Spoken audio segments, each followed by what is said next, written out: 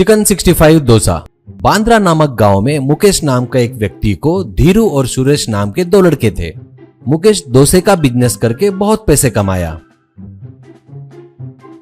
धीरू बहुत अच्छा था और सुरेश आवारा शराबी था।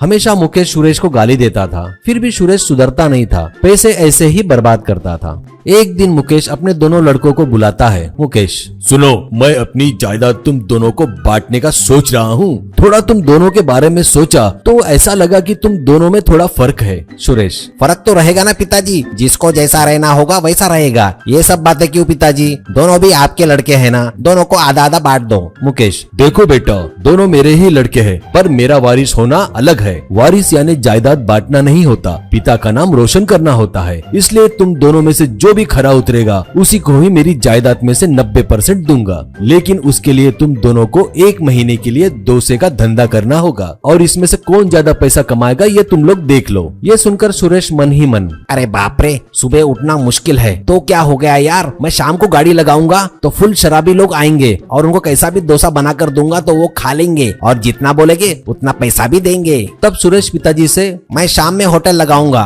धीरू उसकी बात को सहमति देता है। अब मुकेश भी ठीक है कहता है। अब अगले दिन से धीरू सुबह उठकर होटल जाता था और कई प्रकार के आइटम बनाता था और अच्छी क्वालिटी के डोसा बनाता था। लोगों को टेस्ट पसंद आने से वहां पर बहुत सारे लोग आने लगे। वैसे ही शाम को सुरेश ने जैसे ही सोचा था वैसे ही किया, बगैर क्वालिटी का नाश्ता बनाकर बेचने लगा।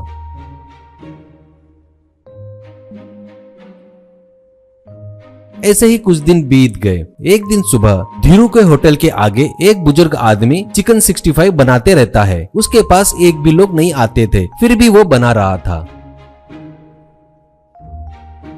ऐसे ही कुछ दिन देखने के बाद धीरू उसके पास जाकर, क्या चाचा, कुछ दिनों से देख रहा हूँ आप यहाँ नया नया ठेला लगाए हो ना, और ये क्या सुबह सुबह चिकन 65 बना रहे हो, सुबह कोई खाता है क्या? बुजुर्ग आदमी, क्या बताओ बेटा, मेरा एक लड़का है और घर में सास बहू में बिल्कुल नहीं बनती। मेरा लड़का भी उसकी पत्नी की साइड में है, इसलिए हम दोनों ने टाइम फिक्स किया है, सुबह मैं और शाम का वो ठेला लगाएगा। सब लोग चिकन ज्यादा खाते ना, इसलिए मैं चिकन 65 बना रहा हूँ बेटा। और क्या मुझे समझ में नहीं आ रहा है, हम बूढ़े हो रहे हैं, हमें दवाइयाँ और बाकी खर्चे भी तो होते हैं ना, ऐसा कहता है धीरू। ठीक है चाचा, मैं रोज कई प्रकार के डोसे बनाता हूँ। आज से आपके लिए भगवान को हाथ जोड़कर थोड़ा वैरायटी चिकन 65 डोसा ट्राई करूंगा। अगर किसी ने खाया तो तुम्हारा काम हो जाएगा समझो, नहीं तो इससे ज्यादा आपके लिए मैं कुछ नहीं कर सकता। ये सुनकर वो चाचा खुशी से धीरू को चिकन 65 देने को तैयार हो गए।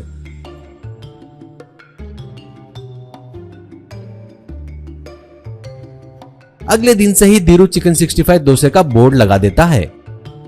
ये कॉलेज के बच्चे देखकर उसे ऑर्डर करते हैं। बाकी लोग भी आकर खाने लगे क्योंकि उसका स्वाद एकदम जबरदस्त था। ऐसे धीरू रोज 100-150 डोसे बेचता था।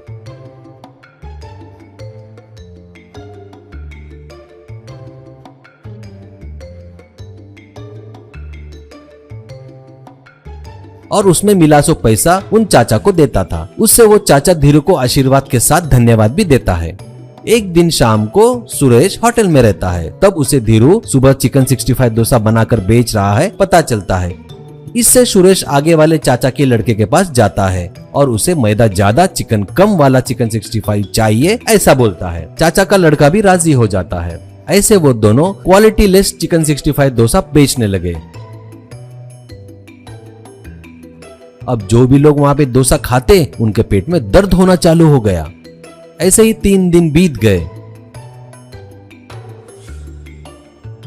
एक दिन शाम को राकेश नाम का व्यक्ति होटल में आकर सुरेश से पेट दर्द की बात बताता है। ये सुन सुरेश, मेरा यही स्टाइल है, मैं ऐसा ही ज्यादा मैदा डाल के बनाऊंगा, खाना है तो खा, नहीं तो यहाँ से निकल। हाँ, और इतना ही अच्छा खाने का है तो सुबह आ धीरू के पास और वहीं पे खा ले। राकेश, क्या रे, तुझे बताए तो तेरी गलती सुधार लेगा करके बोला, उल्टा सीधा बात कर रहा है, पैसे तो बराबर ले रहा है ना, रुक तुझे बताता हूँ।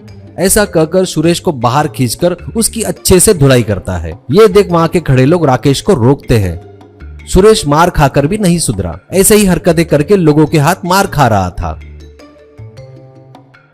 उसकी हरकतों से लोग उसके पास आना बंद कर देते हैं। इतना ही नहीं, चिकन 65 के ठेले पर भी जाना छोड़ देते हैं।